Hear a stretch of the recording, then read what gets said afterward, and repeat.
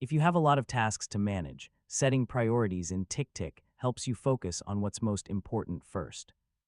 In this tutorial, I'll show you how to set task priorities in TickTick step by step in 2026. First, open the TickTick app or website and sign in to your account. Once you're on the main dashboard, open an existing task or click the *add task * button to create a new one. Next, enter your task title and add any details you need, such as a due date, reminder, or notes.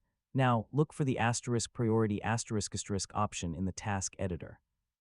Tap or click it to view the available priority levels. Choose the priority level that best matches the importance of your task.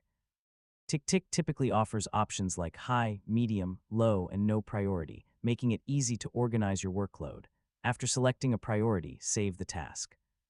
You'll notice that the priority indicator appears next to the task, making it easier to identify important items at a glance. You can also sort or filter your task list by priority. This allows you to focus on your most urgent tasks before moving on to lower priority work. If your plans change, simply open the task again and update its priority level.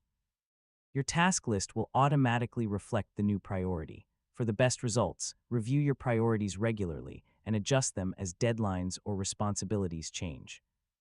Keeping priorities up to date helps you stay productive and avoid missing important work, and that's how to set task priorities in TickTick.